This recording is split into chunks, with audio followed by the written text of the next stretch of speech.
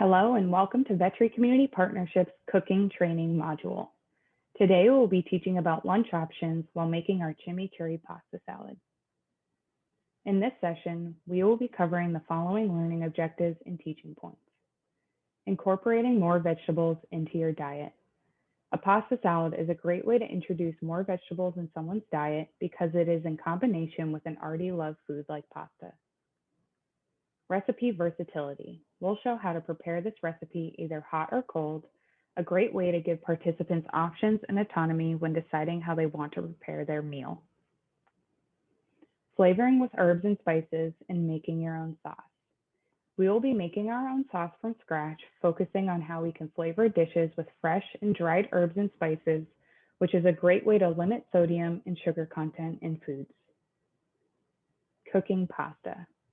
We will discuss the use of whole grain pasta in this dish and how it differs from traditional pasta. Raw, roast, sauté. We'll explore how raw, roasted, or sauté foods differ and how we can incorporate each option into this single dish. Intro to tools and knife skills. We will review our list of equipment, discuss some options for adaptive tools, and review our knife skills. It is important that we read and review our recipe and ingredient and equipment list in full before beginning each class. This way, as a teacher, you are prepared with all of the items you need for a successful class, and in addition, your students are prepared with the knowledge of what tasks they need to accomplish and in what order. So to begin, let's review our chimichurri pasta salad. Ingredients include 6 to 8 cups of water and 3 cups of dry whole wheat pasta, 1 can white beans strained and rinsed, 1 red pepper diced, 1 yellow pepper diced, 2 cups baby spinach roughly chopped, 1 pint grape tomatoes sliced in half, 2 small zucchini sliced into quarters, 1/4 cup chimichurri sauce, and salt and pepper to taste. For the chimichurri sauce, you will need 1/2 cup of red wine vinegar, 1 teaspoon of kosher salt, 3 garlic cloves peeled and smashed, 1 shallot roughly chopped, 1 teaspoon red pepper flakes, 1/2 cup fresh cilantro, 1/2 cup fresh flat leaf parsley, stems removed, 1 tablespoon dried oregano, and 3/4 cup extra virgin olive oil, or sub any other oil. For the instructions, first we will start by cooking our pasta according to the instructions. Drain and set aside to cool. Step 2, for the chimichurri sauce, place all of the ingredients into a high-sided container using an immersion blender, working through the mixture to ensure that all ingredients are blended until smooth. Alternatively, use a regular blender or food processor for this step. Step 3, while the pasta is cooking, open the can of white beans, drain and rinse under cold running water. Add to a medium-sized mixing bowl. Step 4, add the fresh chopped vegetables into the bowl with the white beans along with the cooked and cooled pasta. Step 5, stir in 1/4 cup of the chimichurri sauce to the veggie pasta with salt and pepper to taste. Mix well. Step 6, enjoy immediately or store in the refrigerator for up to 5 days. Great when cold. Next, let's review our equipment needs for this recipe.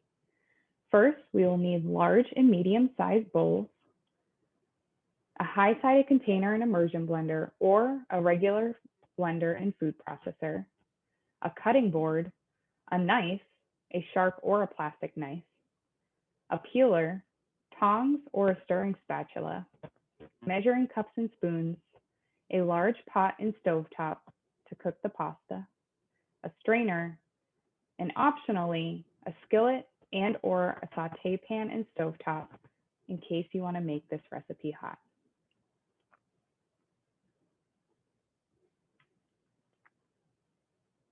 When we are out shopping, it can be easy to confuse our recipe's 2 main herbs, cilantro and parsley. Some tips for setting them apart, however, can be seen in this infographic. For cilantro, look for a bright green yet delicate leaf. You may also notice that their edges are more rounded. For parsley, on the other hand, look for a darker green with pointier leaves. We can also identify our herbs through smell. Cilantro gives off a citrusy scent, while parsley is a milder, grassy smell. Now that we have identified our objectives for today's class, we've reviewed our recipe, including our ingredient and equipment needs, we are now ready to begin cooking.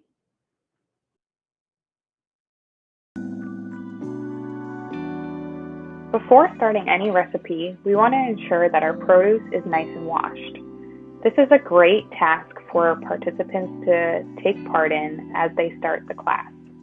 We want to ensure that all of our fresh produce is washed under clean running water that is cool to the touch.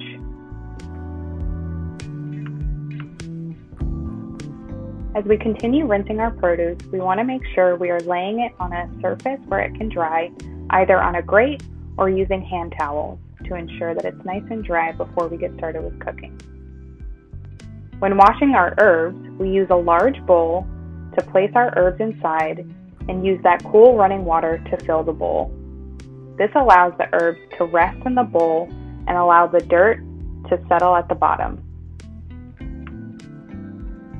Have your herbs sit in this bowl of water for about 5 minutes. When removing from the bowl of water, take a quick rinse to the herbs one more time. Make sure we are not dumping the bowl of water with the herbs inside, which would result in the dirt just falling right back into the herbs. Next, we will have a participant open our can of beans.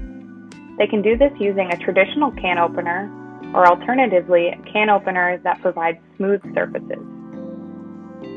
Once opened, we are going to dump the can of beans in a strainer and rinse them just as we did with the rest of our produce.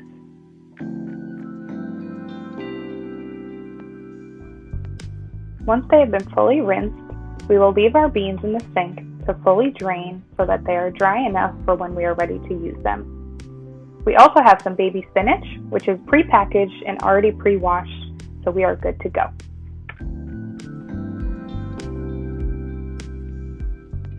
Now that our produce has been fully washed, now we can start our pasta. In a large pot with about 6 to 8 cups of water, we will turn our stove to medium-high heat and cover with a tight-fitting lid. After about 6 to 8 minutes, our pasta water should be boiling and we can add our whole grain pasta. We will be adding 3 cups of pasta to our boiling water. Because boiling water is extremely hot, we want to ensure supervision throughout the entirety of this process. After setting a timer for about 10 minutes, it is now time to check our pasta. I like to use a fork to test my pasta to see if it is al dente, or otherwise known as fork tender. Once fork tender, we can now drain our pasta in a sink in a standing strainer. While that is not smoke we are seeing, rather it's steam, it is extremely hot, so we want to ensure extreme caution and supervision during this process. We leave our pasta aside to cool. We will start our chimichurri sauce. For this, we will need our immersion blender or regular blender, a high-sided container, a half a cup measuring spoon, a tablespoon, a small bowl for scraps. We have our herbs, so our cilantro and parsley, our oregano, sea salt, olive oil, and red wine vinegar. Additionally, we have our shallot and our garlic. In our high-sided container, also known as a liquid measuring cup, we will measure out our liquids for our red wine vinegar. For this recipe, we will need 1/2 cup of red wine vinegar.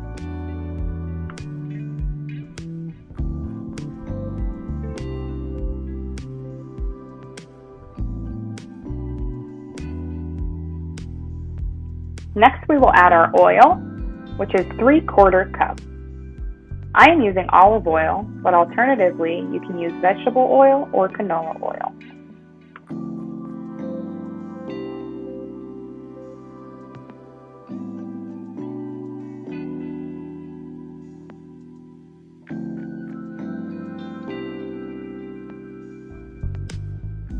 Next, we will add our spices.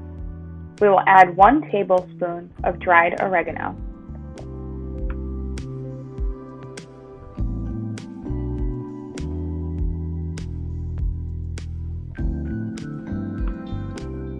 Next, we will add 1 teaspoon of salt.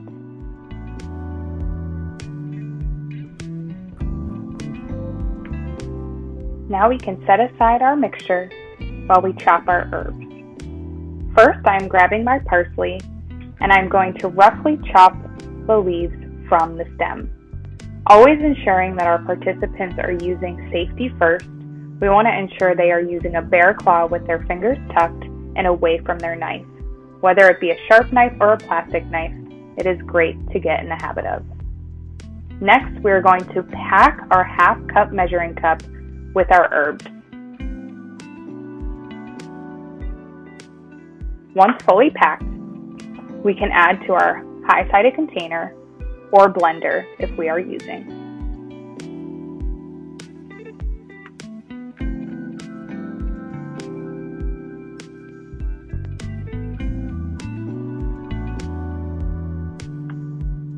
Next, we can grab our cilantro and do the same thing. With our cilantro, making sure our fingers are tucked, we will roughly chop the leaves and the stems. Because the cilantro has such a nice, soft texture, we can use our stems in our recipe as well. Just as before, we will pack the half-cup measuring cup with our cilantro.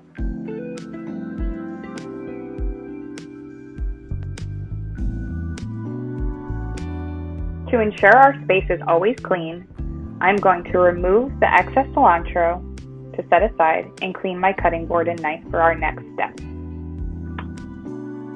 Next, we will take our shallot and we will roughly chop our shallot. First, I like to remove the end of my shallot to help me with peeling the onion.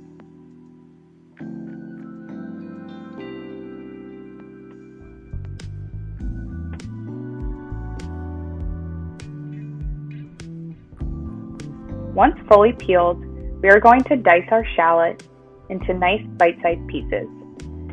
Leaving the root end intact, I'm going to use a tunnel with my knife and very carefully cut slices into my shallot, not going through all the way to the root. This will keep my slices intact, so it's easy to chop into bite-sized pieces. Once my slices have been made, I will move my shallot horizontally and run my blade across the slices. Using a bench scraper, I will remove any bits of the onion that are stuck to my knife to ensure that I am not running my finger across the blade. I will also use that same bench scraper to pick up my shallots and place them in my high-sided container or blender. This is a great tool to have on hand to ensure ease of picking up items, but also safety with our knife. Next, we will take our garlic pieces and using the palm of our hand, apply slight pressure to the garlic to release it from its skin.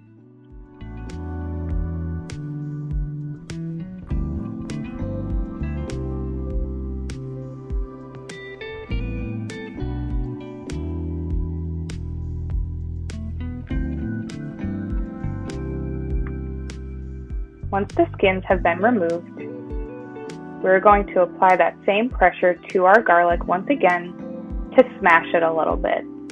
This will allow it to break apart just ever so slightly to ensure that it will be fully blended within our immersion blender or blender.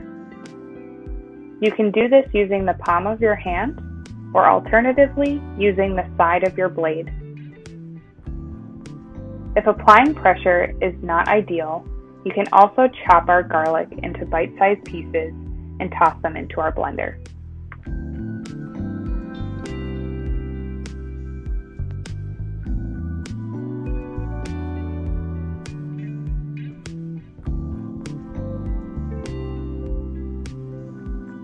Now that all of our ingredients for our chimichurri sauce are in our high-sided container or blender, now it is time to incorporate.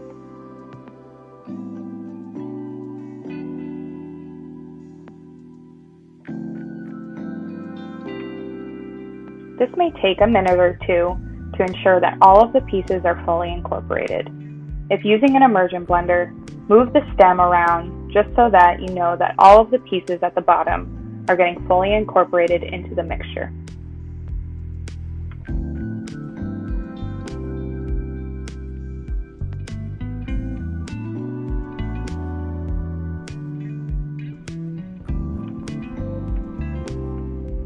Once we've been able to fully incorporate and have a smooth consistency, we are now finished with our chimichurri sauce.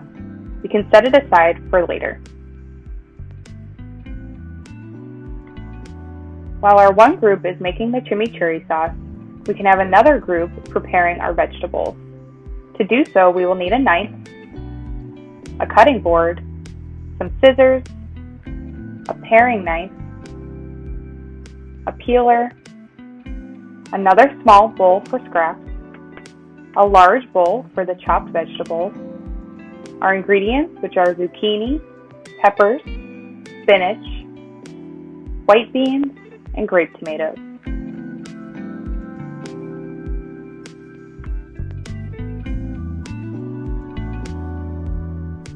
First, we will start working on our zucchini. With a sharp knife or a plastic knife, we will want to chop off the ends of our zucchini. These ends are firm and a little tough to chew through, so we will throw those in our scrap bowl.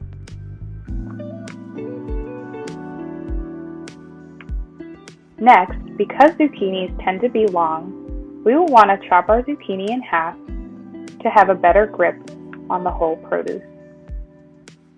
Next, we will want to cut lengthwise down our zucchini to create two flat surfaces. Now that we have our flat surfaces, we are again going to cut our zucchini down the middle. This will create two planks. Once we have our two planks, we will next run our blade horizontally through those planks to create pieces. Ensuring safety and our fingers are tucked, we will do this until we run to the end of our plank. We like to call this planks to pieces. Another word for these bite-sized pieces are to have your zucchinis quartered.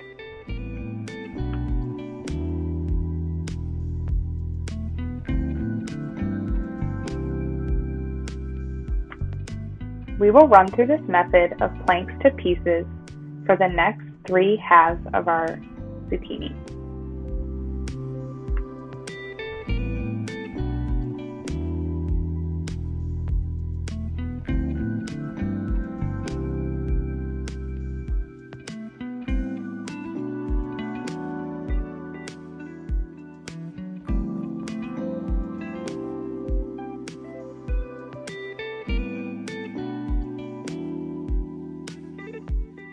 In the event you have some participants who are unable or not ready to use a knife, we will instead show you how to prepare our zucchini without one. For this, we will want our participants to grab a peeler.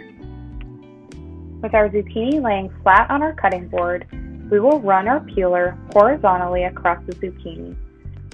As we do so, we will create these nice ribbons. These are great texturally in a raw dish as we are making today. We will continue to run our blade across the zucchini until we reach the centerpiece. You will start to see seeds of the zucchini, and that is when we will know to stop. We will continue this process of peeling on all 4 sides of our zucchini.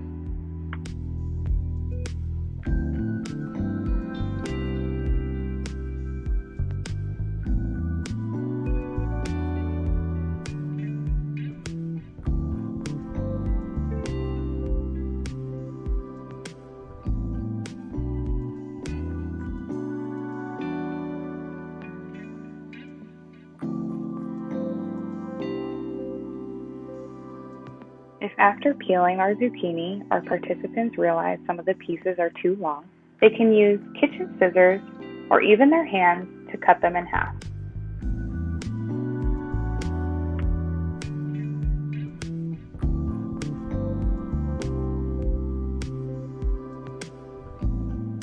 Once finished, we will gather our zucchini ribbons and place them in our bowl.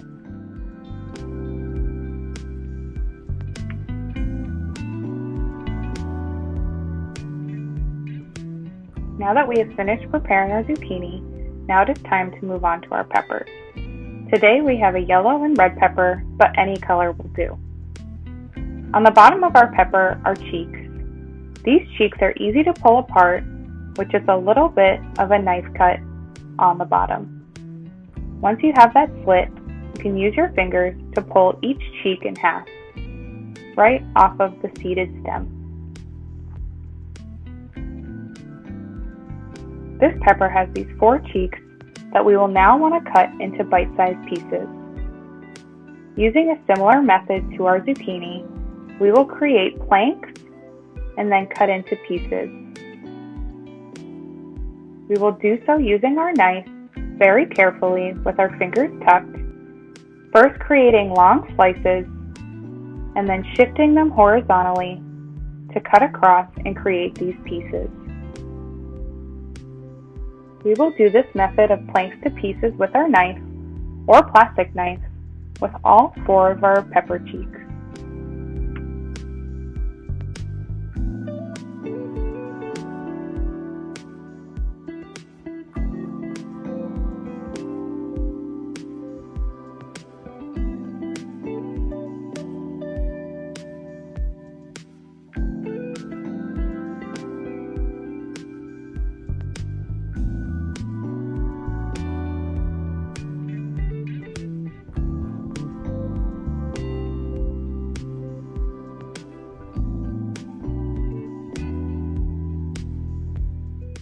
Now that we've finished with our yellow pepper, it is now time to move on to our second pepper.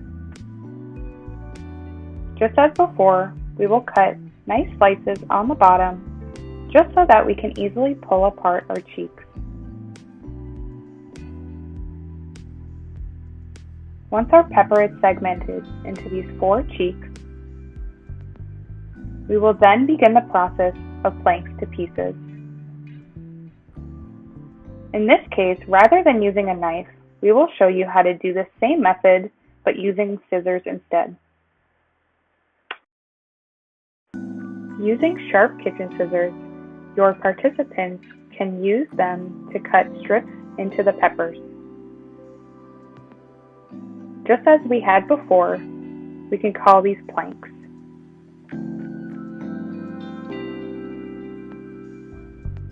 Making sure our participants' fingers are safe, we want to keep them out of range of our scissors, keeping them nice and tucked. Now that we have our planks, we can now cut them into pieces. While this does take longer than utilizing a knife, it is a really great option for those that are either unable or not ready to use a knife.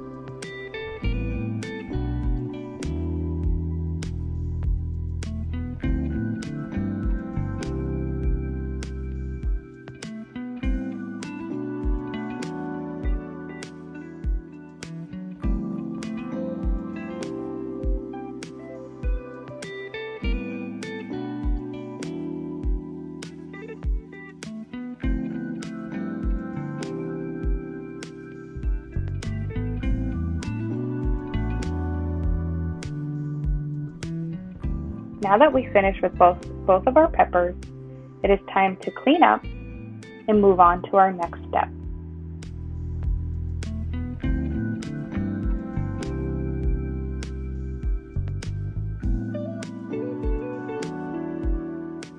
Now it is time to move on to our grape tomatoes. In this recipe, we call for them to be halved.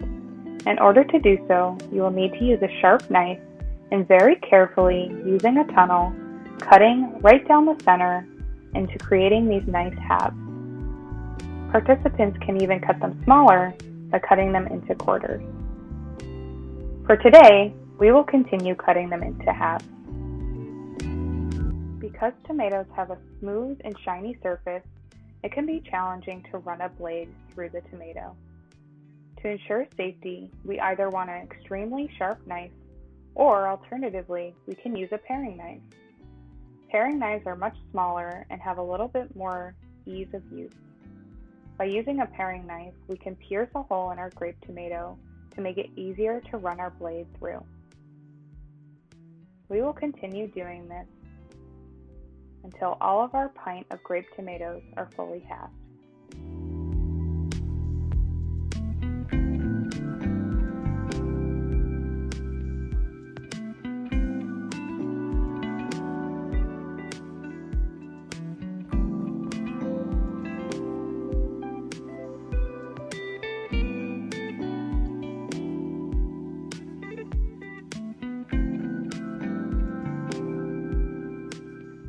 Next, let's quickly move on to our spinach. For this recipe, we will just need to roughly chop our baby spinach to ensure that it's in bite-sized pieces. This does not have to be in any particular shape or size, but just enough so that it fits on a fork easily. We can do this utilizing a sharp knife, a plastic knife, scissors, or even our hands.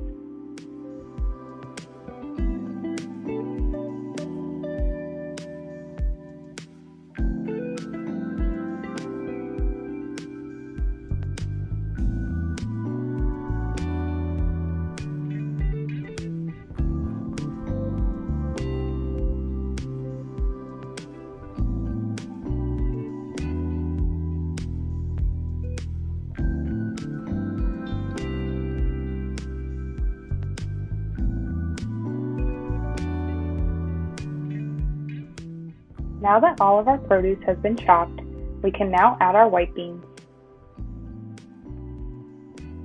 Additionally, we can add our cooked and cooled pasta. I am adding about 2 cups of pasta, but you can add the whole amount, which probably equates to about 3 to 4 cups cooked. Next, we add our chimichurri sauce, about a 1/4 cup of the chimichurri sauce. Once all of our ingredients have been added to the bowl, next we mix.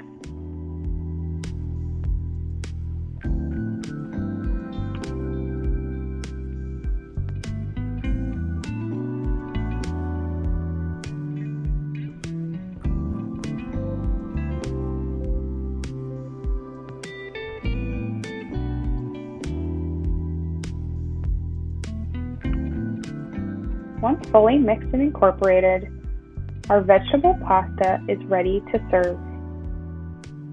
In this dish, we are utilizing our vegetables raw, so this dish can be served at room temperature or left in the fridge and served cold.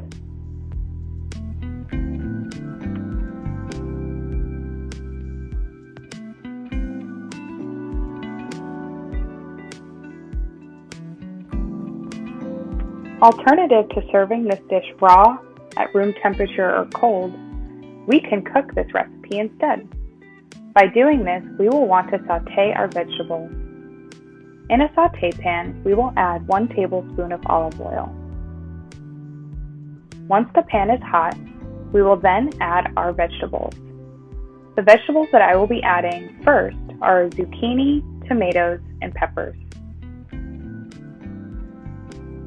We will set aside our beans and our spinach until later on in the recipe because those cook much quicker. We will allow our vegetables to sauté in the pan for about 5 to 6 minutes. This will allow them to soften and brown. Because this is a hot surface, we will want to make sure our participants are safely backed away from the skillet. We will use long tongs to push around our vegetables to ensure that they are cooking evenly.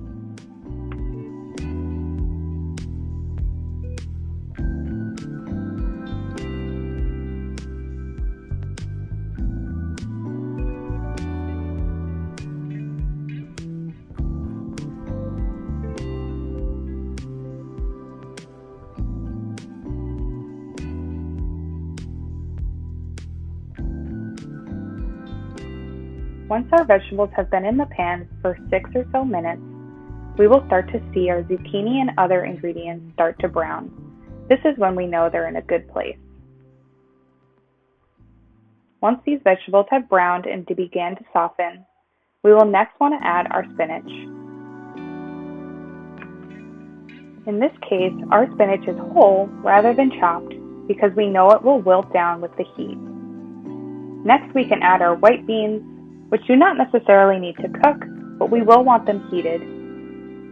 Once our spinach and white beans have been added, we can let them sit in the sauté pan for about a minute or so for them to warm and wilt.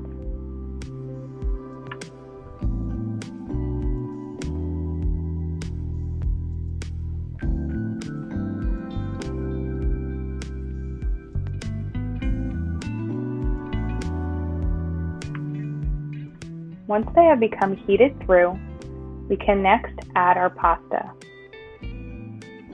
Again, we can add as much pasta as we'd like. In this case, I am adding about 2 cups of pasta.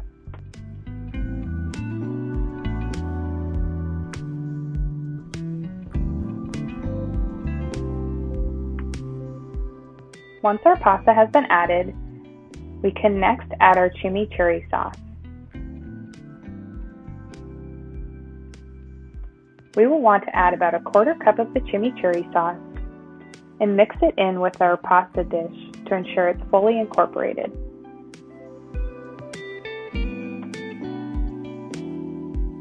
Once you have mixed in the sauce, you can allow it to sit for about a minute or so to ensure that it's fully heated through.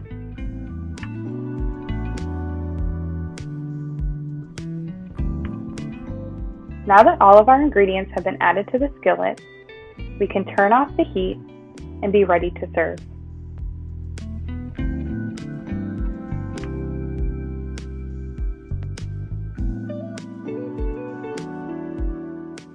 Now that we have finished our recipe, now is a great time to serve our recipe and allow the participants to try the finished product.